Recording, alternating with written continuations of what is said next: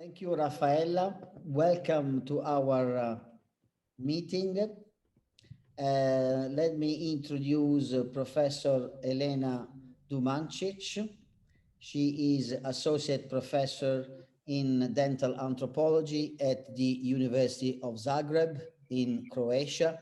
She's an expert in forensics and in anthropology, and she was invited for her expertise in this meeting so that we can learn more about what is dental anthropology and how dental anthropology can be used and is useful to understand ancient populations. We open the meeting with your national hymn.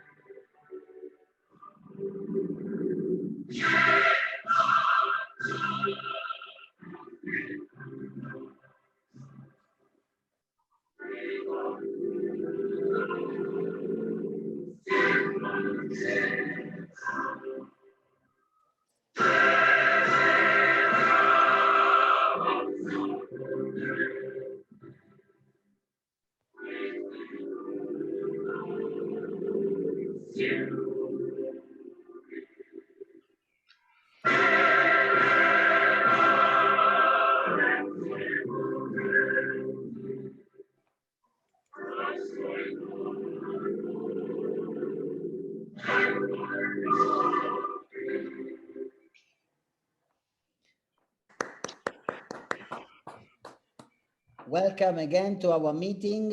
Welcome, Professor Dumancic. Thank you for accepting our invitation. And please, we are all here to listen to your presentation on dental anthropology. Thank you, Emilio, for this nice introduction. Mesdames et messieurs, bonsoir. Je parle un peu de français, mais aujourd'hui, anglais. So thank you very much for invitation, and I am honored to be with you tonight, and I wish you all a pleasant evening and hope you will be interested in our stories told by teeth. Okay, so the title of my presentation is Dental Anthropology and the Stories Told by Teeth. I cannot start the usual slideshow, but I hope you will see anyway. So I come from Croatia. Croatia is a country in Europe, neighbor to Italy. And I want to present just a few pictures from my country. I come from Zagreb, the capital. And here you can see some symbols of the capital city. So Zagreb Cathedral, St. Marcos Church, and at the bottom is the University of Zagreb, the main building. And our university is more than 350 years old. We have a beautiful coast at the Adriatic Sea with more than 1,000 islands.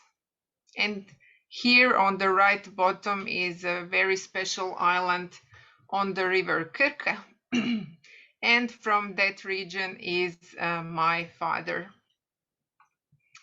The pearl of our coast is Dubrovnik. So one of the oldest cities in Croatia, and if you visit Croatia, I recommend that you manage to visit also Dubrovnik. because it's beautiful. As this is the club, Francophone Club of Rotary, I would also like to share with you information about how Croatian people contributed to invention of necktie or la cravate in France. So the necktie was a part of the dressing of Croatian soldiers that participated in French army. And during the reign of the Louis XIV, that was accepted as a custom to wear a necktie. So it is a la croate, and that is a derivation of the word la cravate. And here you can see the arena from Roman times, which is located in Pula, and a necktie around it to symbolize that origin.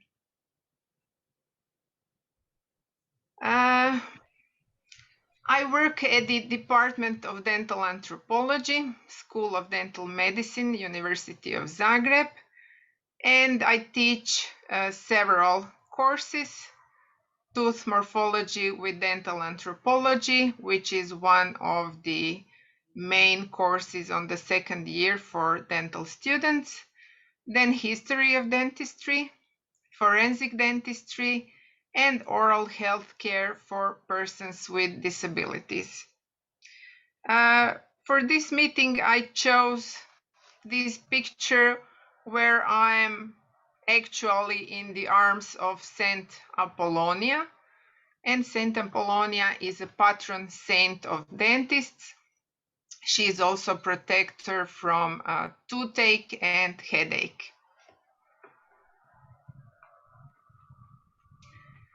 So our topic is dental anthropology. What is dental anthropology? It is a branch of physical anthropology. So it is area of research focused on teeth, their biological variation through time and space. And why studying teeth? For practical reasons, because teeth are the hardest parts of the human body and remain preserved in various conditions and for thousands of years. I have here placed a story that scientists managed to extract DNA from million-year-old mammoth teeth. So this is one story how teeth are valuable because they are so resistant to all environment and forces in environment. Another reason for studying teeth, because they are easily observable, so we can study teeth in living persons. Here you can see a dental cast here, and also we can study human remains. Teeth show large variability in size, morphology, and number. And as teeth are important for survival, they are under strong genetic control, so they are also expression of our genes. Let me just show you some brief information about human dentition. Humans have two sets of teeth: deciduous dentition, which erupts in children, and it consists of 20 teeth. This is in the upper picture. I'm sorry, I cannot share the presentation. Do you see my pointer? Elena, Emilia, try and redo the projection like you started at the beginning. Maybe it works. Can you try again? to try again. To stop sharing. Also, yeah, you can try and restop sharing. Slideshow from beginning, resume. No. Nothing happens. Do you see my pointer? We do anyway, we do. Okay, that's important. Okay. And another set of teeth is permanent dentition. If it is complete, it consists of 32 teeth. And all teeth are a reflection of our genetics, so both crown and root morphology, tooth size and tooth number, missing and extra teeth. We have 4 classes of teeth. So incisors and canines, you can see here 2 incisors and canine, and this is from permanent dentition. This is deciduous dentition, and these are lower incisors and canine, permanent and deciduous. These incisors and canines are designed for cutting and biting food, while we have other 2 classes of teeth, premolars and molars, which are teeth adapted for grinding of teeth, grinding of food. And we have 4 principal dental tissues. Here I presented tooth sections. In the upper row, these are deciduous teeth, and in the lower row, you can see permanent teeth. The outer layer of the crown is enamel. The inside layer forming both crown and root is dentin. In the root, dentin is covered by cement. It is not visible without magnification. And inside hard dental tissues, we find dental pulp, which is a vital connective tissue. So this is soft tissue. And these are just the basics. Teeth are source of information about many details from human lives, like genetics, age, sex, race, or you can say ethnicity or ancestry. They also exhibit health and disease, diet, and customs, culture, even social status and profession. All of these can be read from teeth, both in living or extinct human populations. What is the story on genes? Well, tooth can serve as a safe for storing DNA, because inside hard dental tissues there is a dental pulp or its remains, and the dental pulp contain DNA. So sometimes, like in that story with mammoth teeth, we can extract DNA from teeth. Also, teeth reflect our genes, our individual genes, familial, because we will have some familial traits. And also teeth reflect our population genes. At the end, teeth also reflect genetic disorders like Down syndrome, Turner syndrome, or Klinefelter syndrome.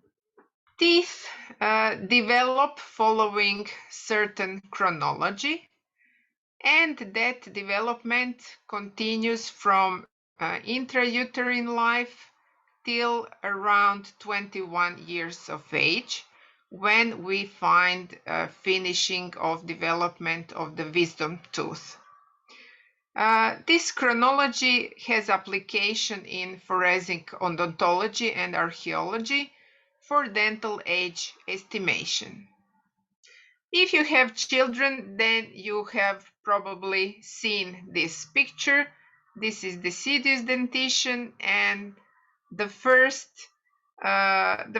lower incisor has been shed, and here you can see emergence of the first lower permanent incisor. just but by looking at this smile of a child, we can say that this child is of the age of about 6 years. To study dental development, usually we make radiograms. In radiographs, we can see development of both teeth which are present in the mouth and both of the teeth which are developing in the bone. So here is one family picture. I have 3 daughters, so here you can see with me 2 of them. And you can see 3 different sets of teeth. The youngest one is with mixed dentition. So you can see she has a central incisor and the left one is missing. Right lateral incisor is missing. So it is pretty funny smile of the child who is of 8 years of age. The older daughter here is of the age of 11 years, and when you look at her smile, all frontal teeth are permanent teeth. And here, as I'm a lady, I won't be talking about my age here, but for sure this is permanent dentition in my mouth. I am sure that you have heard that estimating age in horse is difficult because by the outer look and by looking just at the skin of the animal and other characteristics, we cannot estimate age. But dealers who trade with horses, they are trained and they learn how to estimate age looking at the horse's teeth. The same or the similar changes with dentition happen with aging in human adults. So here you can see 3 sectioned teeth. This is molar tooth, this is incisor, and this is premolar. And here some marks are pointed to show you age-related changes in dental tissues. And these changes are abrasion and attrition, because as we use our teeth, they are wearing off the substance of the teeth. So this is how it looks in older person. You can see that the outer layer of enamel here is missing. So we have only dentin, and on the lateral side of the tooth, there is enamel, but there is no enamel anymore on the surface, which is wearing off. There are also other marks of aging in other parts of dental tissues, and it takes some serious study to look at them and analyze them.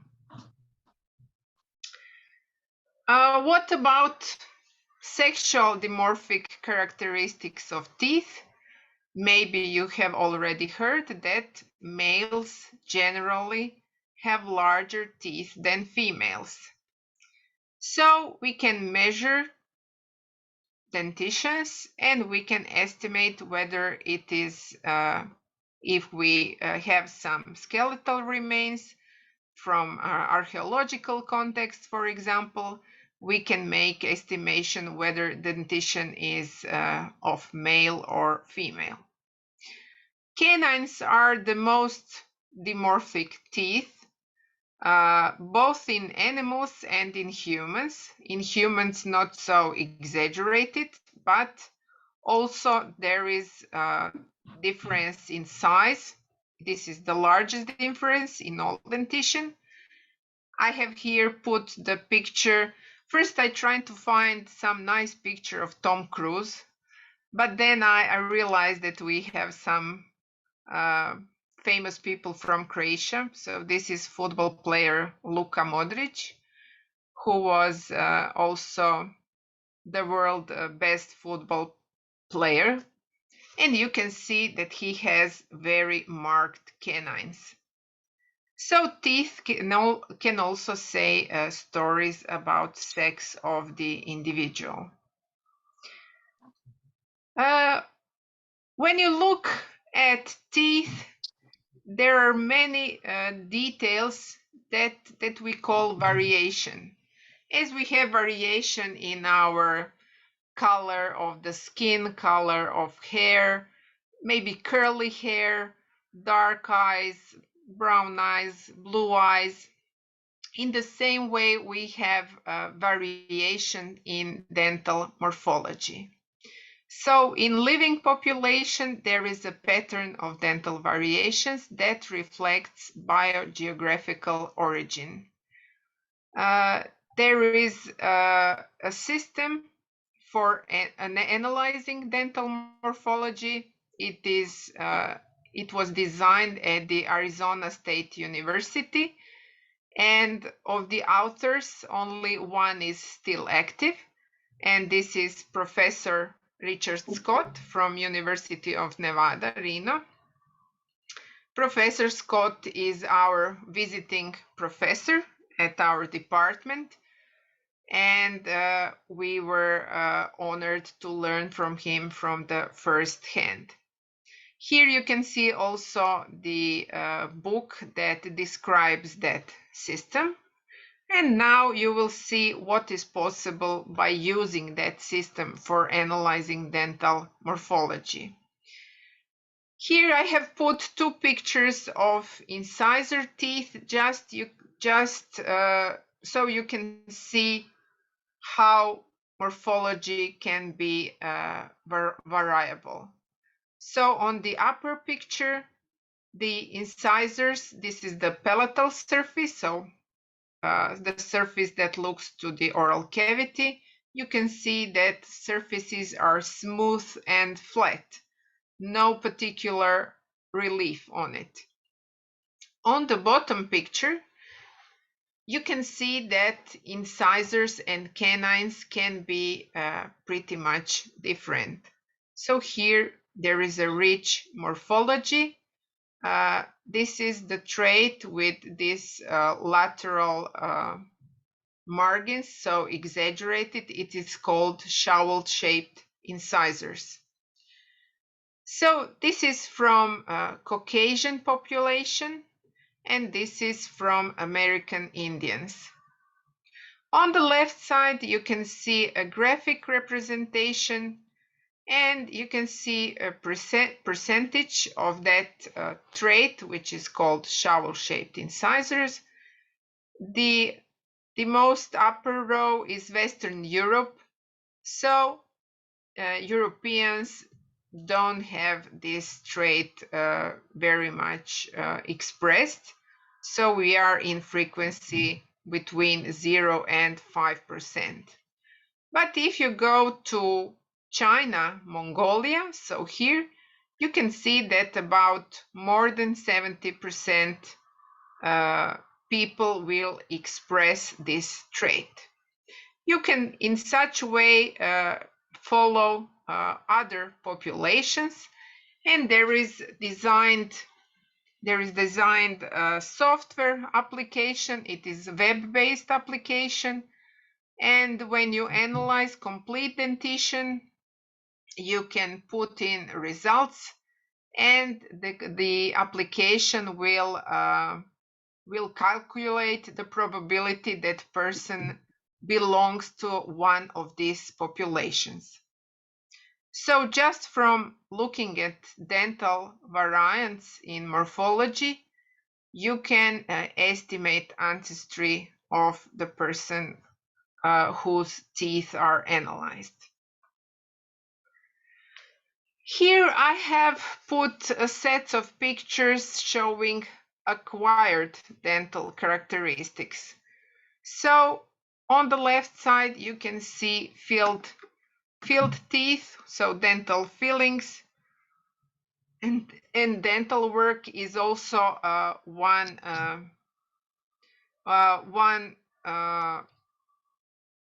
facet in which human dentition can become unique. So dental work is important for making us unique, and that is of course important in forensic odontology for human identification.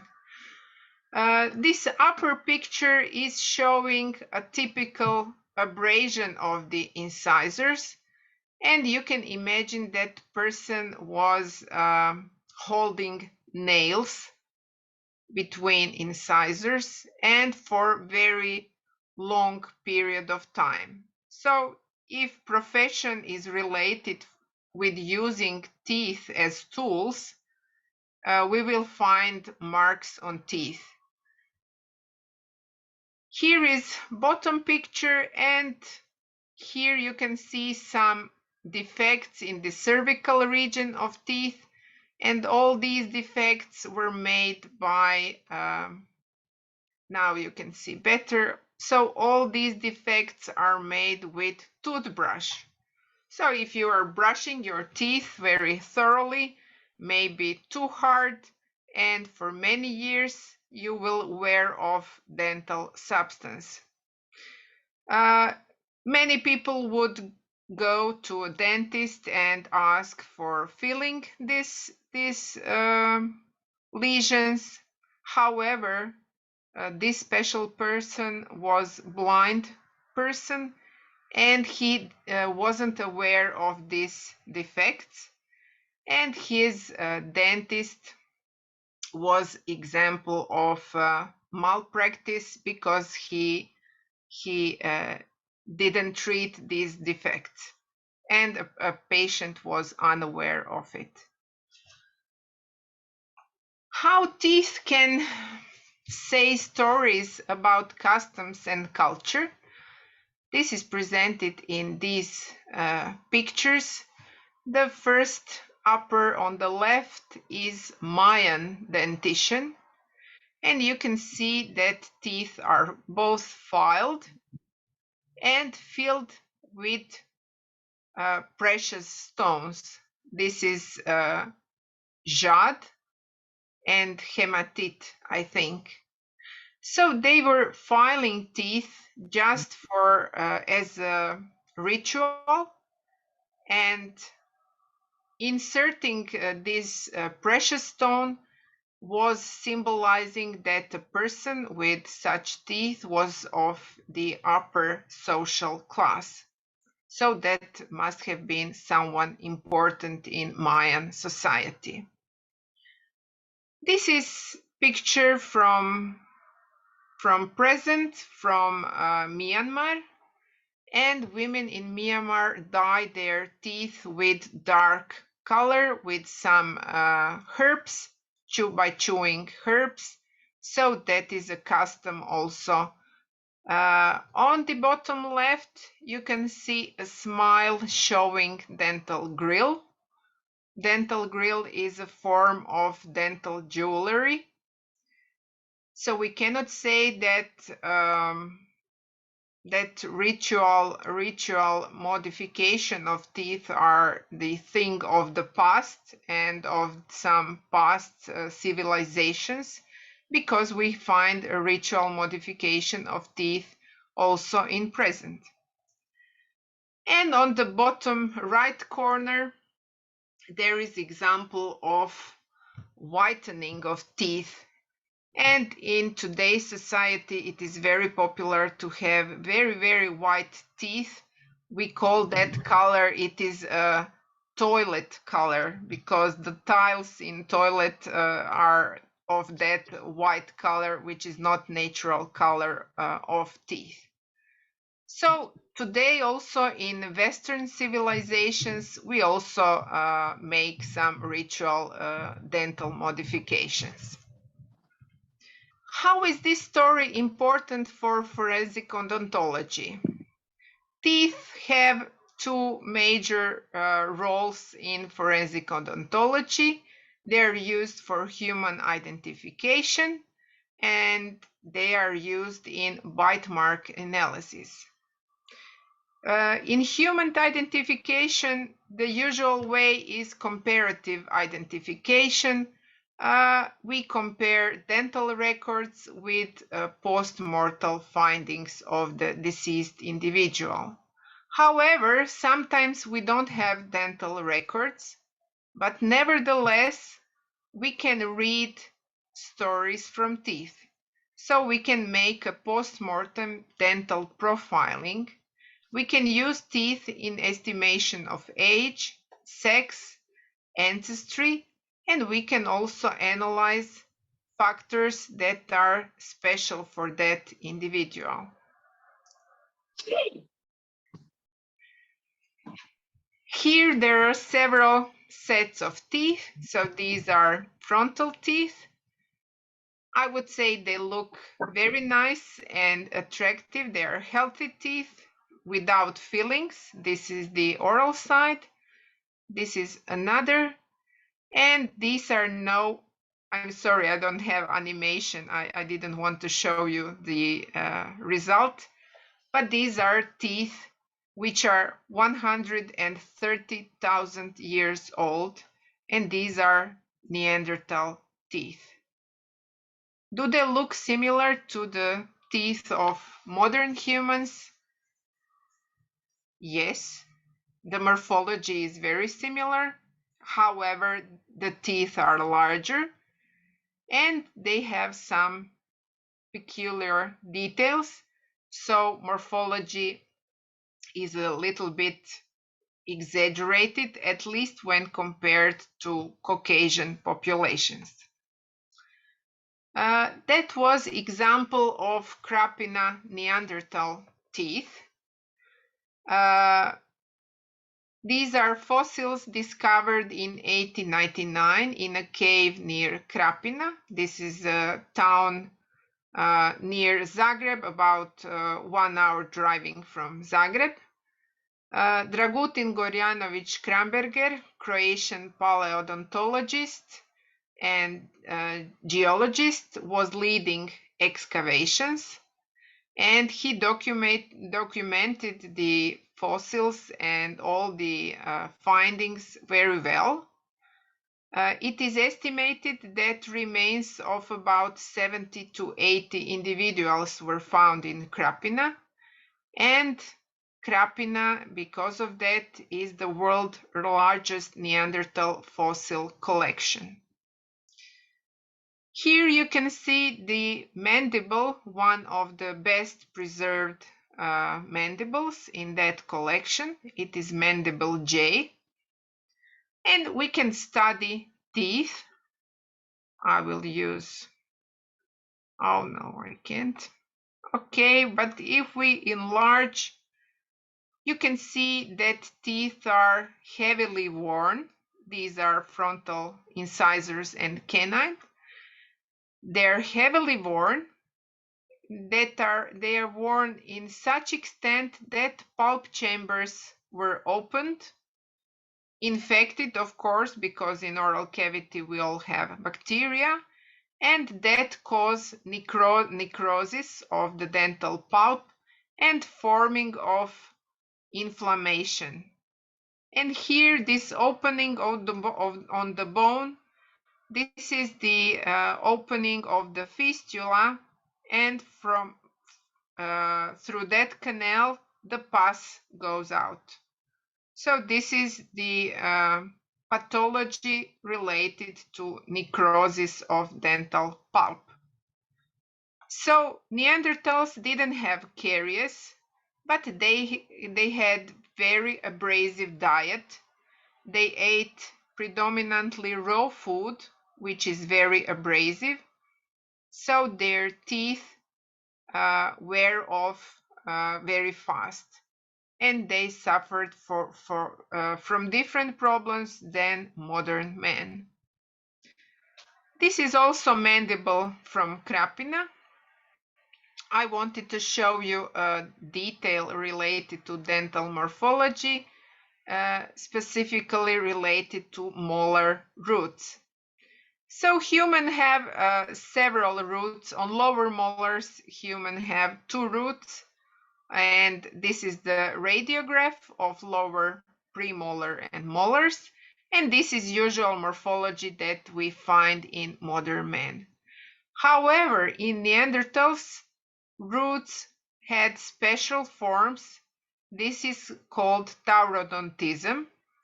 So pulp chamber is elongated and roots are very short. This is first molar, second and third, and this is the radiograph of the same specimen. So this is third molar of wisdom tooth. That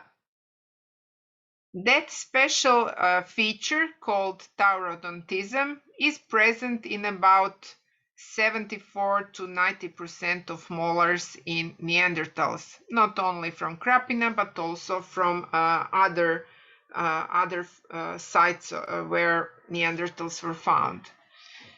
Kramberger described those molars as prismatic because they look prismatic. However, later the term Taurodontism was formed using the Greek words tauros for bull and odontos for tooth, because these teeth look like bovine teeth. We find this trait also in contemporary populations. It can be familial trait or racial trait. It is specific for Mongoloid race, but it is also related with Down syndrome and Klinefelter syndrome. In healthy individuals in contemporary population, the frequency of taurodontism is 3%. However, in Klinefelter syndrome, the frequency is 30%. If you come to Croatia, I recommend that you visit Neanderthal Museum. It is interactive and modern, and the theory on human evolution is presented, not only Neanderthals. One of the famous stories where teeth were used for age estimation is story about a mummy of Tutankhamun. In the year 2005, the mummy of Tutankhamun was scanned by CT, and here you can see also teeth on that scan. And the third upper molar was evaluated and for age estimation, and only by using that molar they estimated that Tutankhamun was 19 years old when he died. This is another example of skeletal remains. You can see lower teeth were connected with gold wire ligature, and this is because of periodontal disease. So in periodontal disease, we lose bone, which is surrounding roots, and when roots are not anymore inserted in bone, teeth become loose. And in this way, they used to treat periodontitis already in year 500 before Christ. So here we can read from the dentition their disease.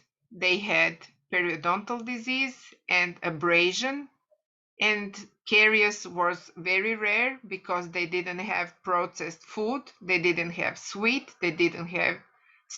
and acidic drinks.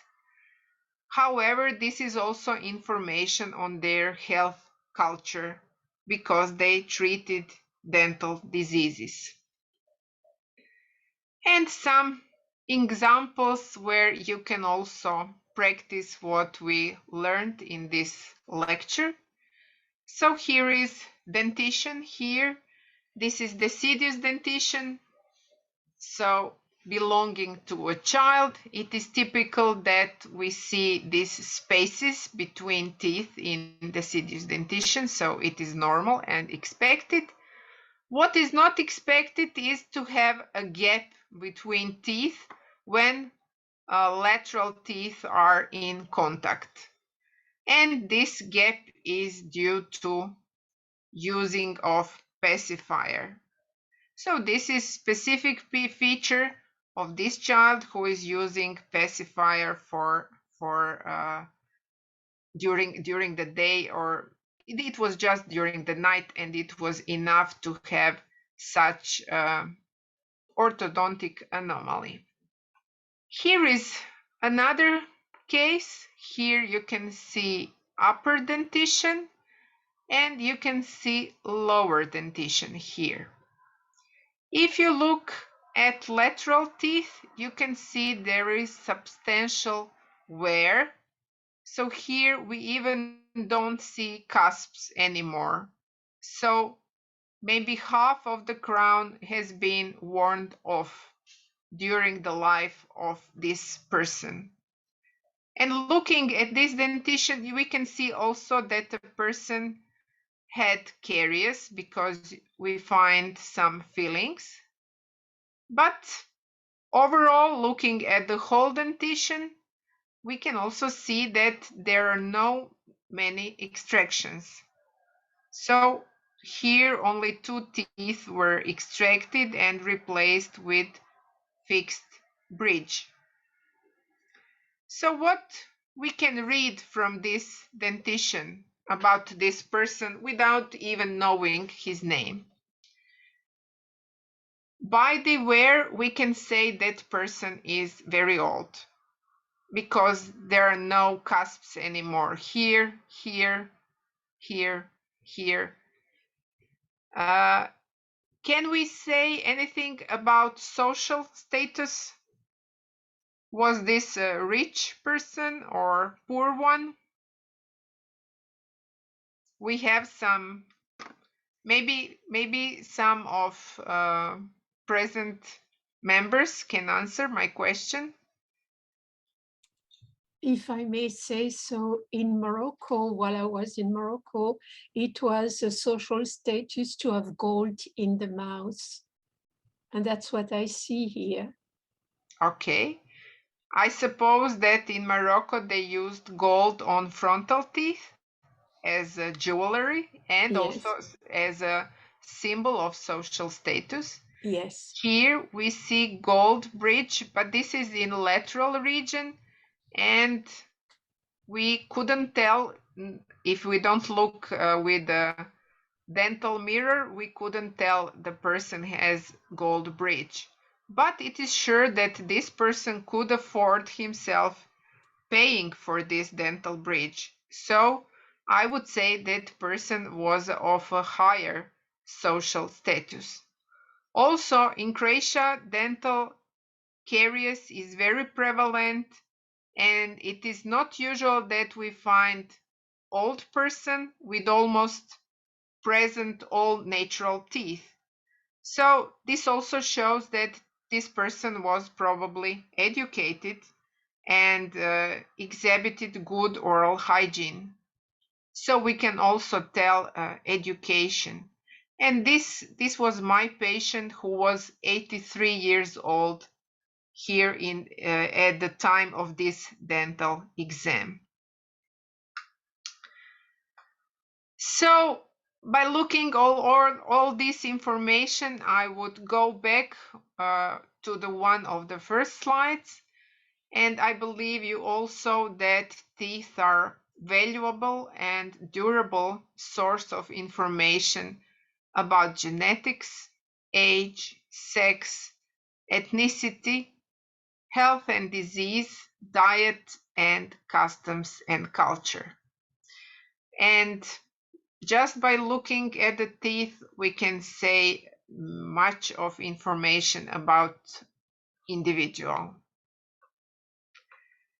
And with this last slide, where I hold dentition of shark, and the shark has 150 teeth in each jaw, so 300 teeth in the dentition. I would like to thank you for your attention. Did anyone raise the hand? Yes, please. Yes, please, Martin. Yes, please. Yes, I would like to ask you, knowing that the people now take more care about their teeth, is that going to change the issue, your work for the future? Are we going to identify much more, or is it going to stay more or less in the same sort of line? Well, in developed countries, the frequency of caries as disease is getting lower and lower. So we see many healthy dentitions in our young individuals. So in case of necessity of dental identification, we would be in a problem if a person has completely healthy dentition. So we have healthy sets of teeth without any anomaly, without any treatment, that can be a problem. However, usually at regular dental exams, we also perform dental radiography. So with radiography, we have a document of anatomy, not only of teeth, but also anatomy of surrounding structures, which are jaw bones.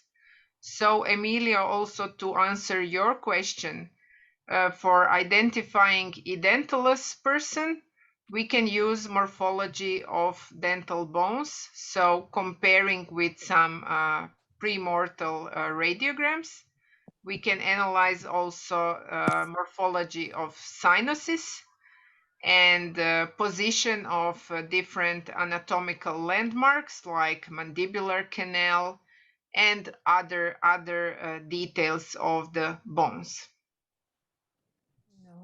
Allow me to thank again Professor Jelena for accepting our invitation and for sharing her knowledge in such a useful information. Thank you, Jelena.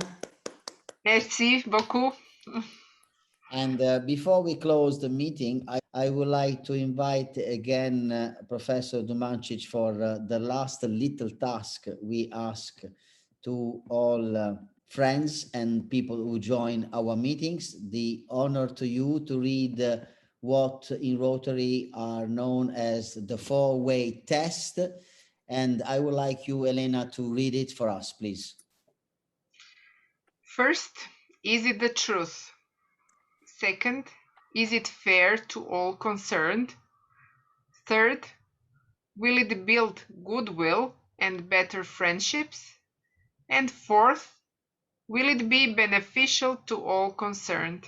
You are always welcome to join us on Tuesday. We have open meetings, except those meetings reserved for members, but most of our meetings are open to all interested. Enjoy the rest of the evening. Please, Martin, let's close the meeting.